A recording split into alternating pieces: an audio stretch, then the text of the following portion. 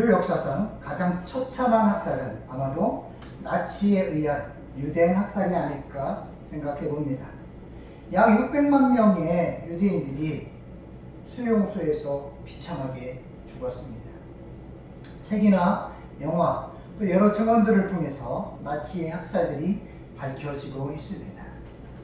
정말로 인류 역사에서 다시는 되풀이되지 말아야 할 그런 장면이라고 생각을 합니다. 인간은 이처럼 기가 막힌 일들을 겪게 되면 굉장히 힘들어합니다. 엄청난 충격을 받습니다. 또 엄청난 고통을 당하면 망연자실해지기도 합니다. 마치 정신 나간 사람처럼 되는 경우도 있습니다. 그러다가 시간이 어느 정도 지나면 어찌하여 도대체 언제까지 이런 질문을 던지게 됩니다. 오늘 함께 살펴볼 하박국 말씀들은 유대인들의 부패를 징계하기 위해서 하나님께서 바벨론 사람들을 사용을 하시게 됩니다. 근데 이 하박국 선지자 입장에서 보면 이게 도저히 이해가 되지 않는 거예요. 왜냐하면 이스라엘 백성들이, 유대인들이 하나님 앞을 떠나서 죄를 지었다고는 하지만 그래서 심판을 받는데 바벨론이 심판의 도구로 사용되고 있는데 이 바벨론은 이스라엘 백성들보다 더 악한 사람들이라는 말입니다. 근데 어떻게 하나님은 더 악한 자들을 통해서 그들을 들어서 이스라엘 백성들을 심판할 수 있느냐라고 근원적인 질문을 던지고 있는 것입니다. 그래서 하박국서를 읽어보면 하박국이 계속 이런 얘기를 합니다. 어찌하여 하나님, 도대체 어찌하여 이런 일이 벌어집니까? 어찌하여 이렇게 말도 안 되는 일이 벌어집니까?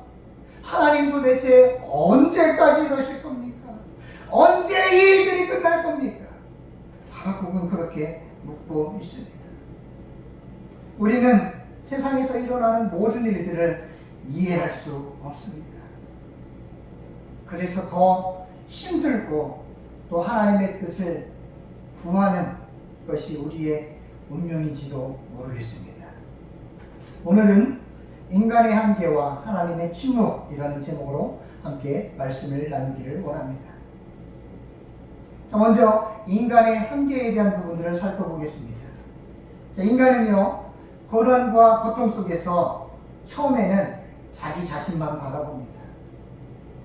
근데 희한한 것은 그 고난과 고통 속에 자기만 바라보게 됐을 때 그 어떤 해답도 찾기 힘들다라는 것입니다.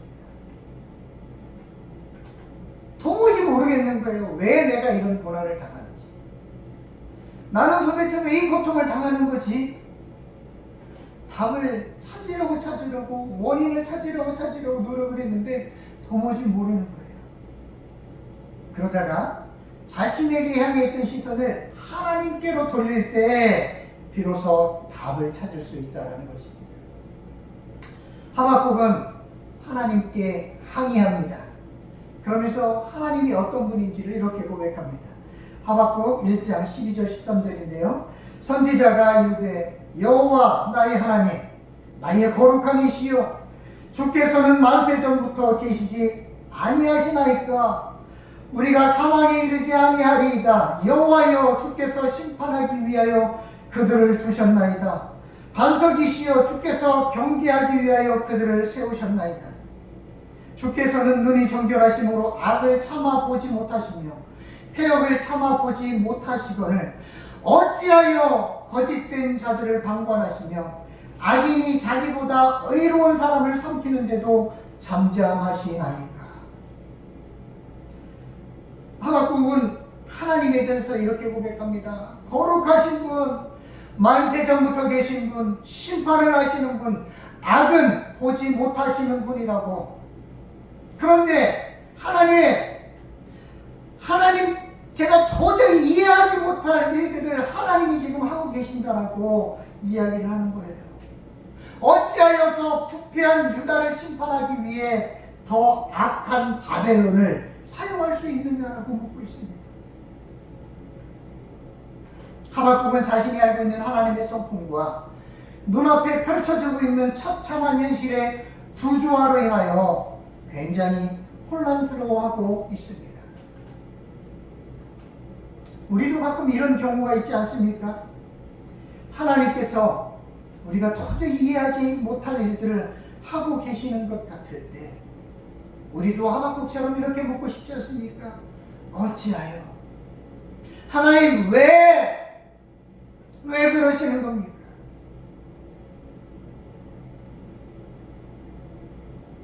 그러나 우리가 기억할 것은 하나님 우리 인간의 인식 한계 속에 갇히는 분이 아니라는 것입니다. 하나님은 우리 인식의 한계보다 크신 분이십니다. 자녀들이 아무리 성숙했어도 부모의 마음을 다 헤아리지 못하지 않습니까? 부모가 자녀들에게 인터넷이나 게임은 숙제와 공부 먼저 하고 밥 먹고 나서 하라고 그렇게 말을 해요. 근데 자녀들이 알아듣습니까? 못 알아듣습니까? 못 알아들어요. 자, 어린이들이 아무리 현명해도 어른들의 지혜를 뛰어넘기는 쉽지 않습니다. 하나님 앞에서 인간의 한계를 받아들일 수 있어야 합니다. 그래야 우리는 하나님 앞에서 겸손하게 살아갈 수 있습니다. 때로는 이해되지 않아도 하나님에게 선하신 뜻이 있다는 것을 우리는 기대하며 살아야 할 줄 믿습니다. 인간은 이렇게 한계를 가지고 있습니다. 근데 이제 우리를 혼란스럽게 하는 것은 하나님의 침묵입니다. 이제 하나님의 침묵에 대해서 한번 살펴보겠습니다. 하박국에 있어서도 자기는 말도 안 되는 이해할 수 없는 그런 일들이 벌어지고 있는데 그래서 하나님께 막 따지듯이 기도했잖아요. 따지듯이 물었잖아요. 그러면 하나님이 뭐라고 대답을 하셔야 될 거 아닙니까? 뭐라고 말씀을 해주셔야 되지 않겠습니까? 근데 하박국을 가장 힘들게 하는 것은 하나님의 침묵이었습니다. 하나님께서 그런 말씀을 안 하세요. 답답한 하박국의 마음은 먼저 느껴본 사람이 알 수 있습니다. 자, 욥기 23장 8절 9절에 보면 이런 말씀이 있어요. 그런데 내가 앞으로 가도 그가 아니 계시고 뒤로 가도 보이지 아니하며 그가 왼쪽에서 일하시나 내가 만날 수 없고 그가 오른쪽으로 돌이키시나 배울 수 없구나. 욥은 고난의 현장에서 누구보다 하나님이 절실하게 필요했습니다. 정말 욥은 하나님을 찾기 위해서 몸부림을 쳐요. 막 신음을 하면서 하나님을 찾지 않습니까? 근데 이 욥이 하나님을 찾으려고 그렇게 막 몸부림을 쳤는데 앞으로 움직여봐도 뒤로 움직여봐도 하나님을 막 눈 비비며 찾아봐도 하나님이 보이지 않는다는 거예요.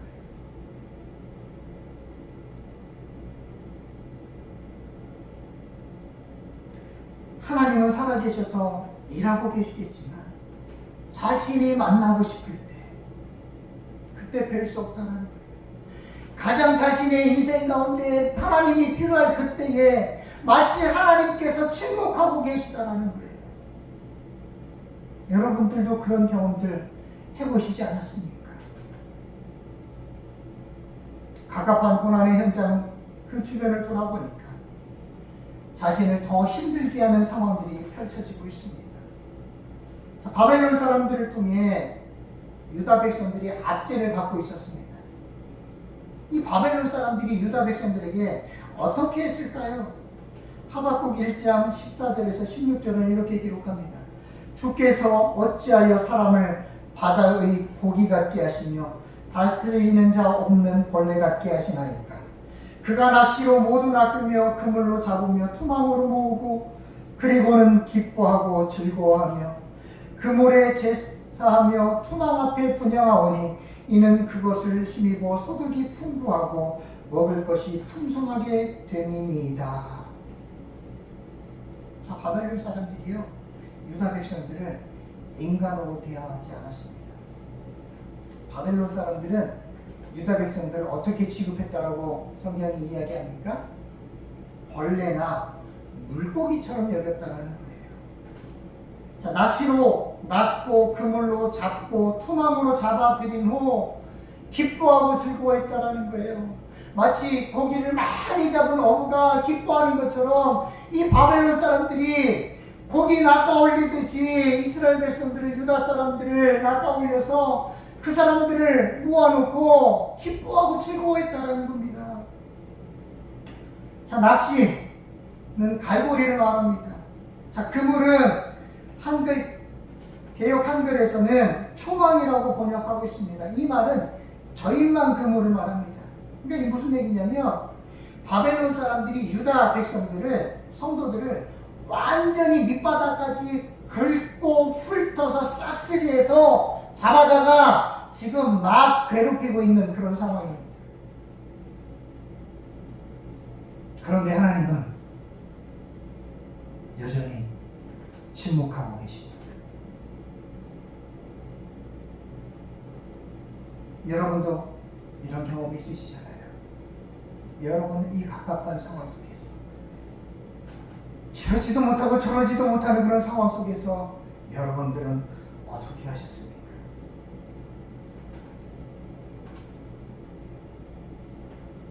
하박국은 그 하나님의 침묵에 대해서 어떻게 했을까요? 하박국이 한 일들을 바라보면서 우리는 오늘날 우리의 현실 속에 그 하나님의 갑갑한 침묵 속에 우리가 혹여 있다면 어떻게 해야 하는지 하박국을 통해서 답을 찾아야 할 거라고 생각합니다. 하나님의 침묵에 대해서 어떻게 반응을 해야 할까요? 우리는 먼저 하나님께 나아갈 수 있어야 합니다. 하박국 2장 1절은 이렇게 기록합니다. 내가 파수하는 곳에 서며 성루에 서리라. 그가 내게 무엇이라 말씀하시는지 기다리고 바라보며 나의 질문에 대하여 어떻게 대답하시는지 보리라 하였더니, 하박국은 하나님이 침묵하고 계신데 그냥 수동적으로 가만히 있지만은 않았습니다. 하박국은 오히려 하나님께 나아갔습니다. 파수꾼의 망대로 갔습니다. 여러분, 망대가 무엇인지 아시잖아요. 망대는 주변을 정찰하기 위해서 높은 곳에 세우는 건물 아닙니까? 하박국은 그 망대로 걸어 올라간 거예요. 왜 걸어 올라갔을까요? 어쩌면 하박국의 마음에 이런 마음이 있지 않았을까요? 하나님께 조금이라도 더 가까이 가서 내 목소리를 조금이라도 하나님께 전달하고 싶은 마음에 그 망대로 올라간 것이 아닐까요? 또 도대체 하나님의 뜻이 무엇입니까? 제발 저를 답답하게 하지 마시고 저에게 좀 알려주십시오. 저에게 좀 응답을 해주십시오. 이런 마음으로 가지 않았을까요? 하박국의 말들을 한번 주의 깊게 보십시오. 하나님께서 제게 무엇이라고 말씀하시는지 제가 기다리고 바라보겠습니다. 제가 던진 질문에 대해서 하나님께서 어떻게 대답해 주시는지 제가 보겠습니다. 제가 듣고 있겠습니다. 자, 이렇게 하나님을 향해 제가 기다리겠습니다. 바라보겠습니다. 하나님의 뜻을 기다리겠습니다. 이 하박국의 마음에는 무엇이 전제가 되어 있었던 것일까요? 바로 기도가 전제가 되어 있었던 것입니다. 하박국은 하나님께 나아가서 불평만 토로한 것이 아니라 그 답답한 마음을 기도를 통해서 하나님 앞에 올려드린 거예요. 그리고 하나님의 뜻을, 하나님의 응답을 기다리고 있었던 것입니다. 우리가 살아가면서 인간적인 한계를 느끼고 또 더 답답하게도 하나님께서 침묵하고 계신 것과 같은 그런 상황 가운데 우리가 할 수 있는 가장 중요한 일은, 가장 우선적으로 해야 할 일들은 바로 하나님께 나아가는 것입니다. 우리의 마음을 쏟아서 하나님께 기도하는 것입니다. 하나님께서 침묵하는 것 같은 그런 상황 속에서 우리가 할 수 있는 일, 그래도 하나님께 나아가는 것입니다. 그래도 하나님께 기도하는 것입니다. 답답하십니까? 무엇을 어떻게 해야 할지 모르시겠습니까? 그럼 우리 하나님께 한 발짝 더 다가가 보겠습니다. 그리고 하나님께 우리의 마음에 있는 것들을 속 시원하게 하나님 앞에 다 내어놓읍시다. 하나님 앞에 우리는 나아갈 수 있고 하나님 앞에 기도할 수 있습니다. 또 우리는 하나님의 지목에 대해서 어떻게 해야 할까요? 우리는 하나님 앞에 기도했다면 하나님의 때를 기다려야 합니다. 하나님께서 침묵하고 계실 때 하나님께서 안 계시다고 함부로 이야기를 해서는 안 됩니다. 내 눈앞에 있는 절망적인 상황 속에서 하나님은 일하실 것입니다. 그래서 우리는 지금 당장은 눈앞에 절망적인 상황이 보이지만 하나님이 하실 일들을 기대해야 합니다. 기다려야 합니다. 우리가 기도했으면 하나님께서 도대체 뭐라고 말씀하시는지 들어봐야 되지 않겠습니까?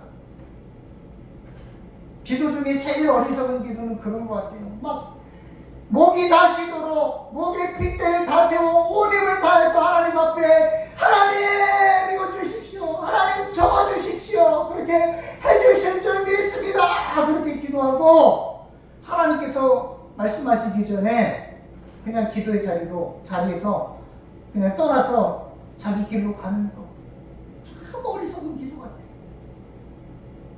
그동안 한국교회에서는요 기도의 열정에 대해서 이야기를 했습니다. 소나무 뿌리를 막 뽑도록 기도해야 된다고 했습니다. 간절하게 기도해야 된다고 했습니다. 근데 한국교회에서 잃어버린 게 뭔지 아십니까? 하나님의 응답을 기다리는 것을 잃어버렸습니다. 우리가 기도했다면 눈앞의 상황이 절망적이고 눈앞에 여전히 하나님이 침묵하시는 것 같아도 우리는 하나님이 말씀하실 때를 기다려야 한다는 것입니다. 하박국 2장 3절은 이렇게 기록합니다. 이 몫이는 정한 때가 있나니 그 종말이 속히 이르겠고 결코 거짓되지 아니하리라. 비록 버틸지라도 기다리라. 지체되지 않고 반드시 응하리라. 아멘. 아직은 그 말이 이루어질 때가 되지 않았다라고 쉬운 성경이 번역합니다. 그러나 곧 그때가 올 것이다. 그 말은 꼭 이루어진다. 비록 더디게 이루어지는 것처럼 보일지라도 참고 기다리라. 그 일은 이루어진다. 미루어지지 않는다. 하나님께 기도했으면 어떻게 응답하시는지 기다려야 합니다. 아직 때가 되지 않아서 응답이 없을 수 있습니다. 그러나 반드시 응답될 때가 있다는 것입니다. 하나님께서 말씀해 주실 거예요. 하나님의 뜻이 반드시 이루어질 거라고 하박국은 이야기를 합니다. 근데 그게 인간의 눈에는 어떻게 보입니까? 터지게 보여요. 정말 늦게 이루어지는 것처럼 보이고 어쩌면 영원히 안 이루어질 것처럼 그렇게 보일 수 있어요. 그러나 참고 기다리면 반드시 이루어진다라고 하박국 선지자를 통해서 하나님께서 말씀하고 있습니다. 하나님은 예수님께서 십자가에 못 박히실 때도 침묵하셨다는 것을 여러분 기억하십니까? 침묵하셨어요. 근데 그 주님의 십자가 달리는 그 장면들을 보고 하나님은 정말 사랑도 없으시고 어떤 공감의 능력도 없으시고 마음 아파하는 것도 없으시다라고 그렇게 우리가 생각할 수 있을까요? 그렇지 않습니다. 하나님은 결코 무감각한 하나님이 아닙니다. 하나님의 침묵에는 말로 표현되지 않는 그런 고통이 있다는 것을 우리는 알아야 합니다. 마가복음 15장 33절 34절 말씀에 이렇게 기록합니다. 제 6시가 되매 온 땅에 어둠이 임하여 제 9시까지 계속하더니 제 9시에 예수께서 크게 소리를 지르시되 엘리 엘리 라마 사박다니 하시니 이를 번역하면 나의 하나님 어찌하여 나를 버리셨나이까 하는 뜻이다. 아들 예수님께서 십자가에서 못 박히시고 정말로 고통스러운 전율을 하실 때 어쩌면 예수님께 가장 아버지인 하나님의 도움이 필요할 그때에 하나님은 침묵하셨습니다. 하지만 그 과정은 하나님께도 굉장히 고통스러운 시간이었습니다.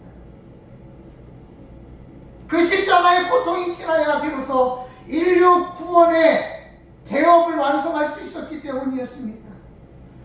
아들 예수가 십자가에 달려 죽어야만 부활의 영광스러운 아침을 맞이할 수 있었기 때문입니다.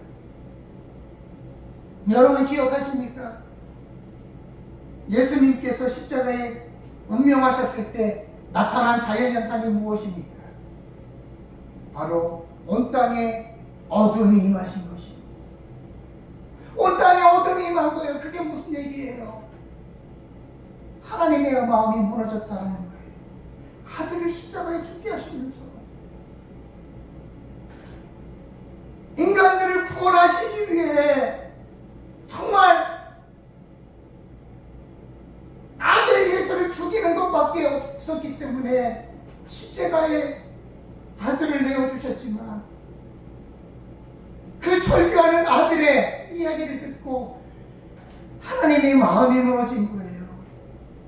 그래서 온 세상에 칠흑 같은 어둠이 임한 거예요.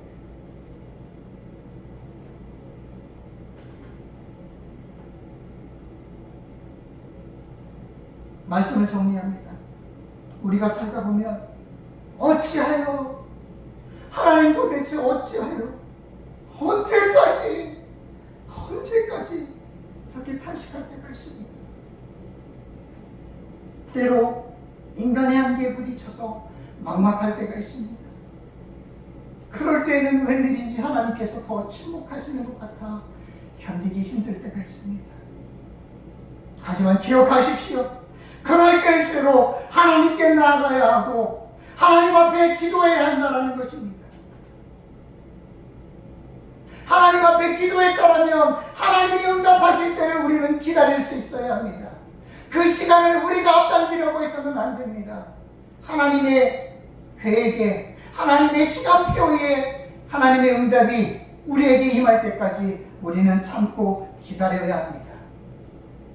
왜냐? 하나님께서는 반드시 이루어 주시는 분이시기 때문입니다. 하나님은 반드시 응답해 주시는 하나님이시기 때문이십니다.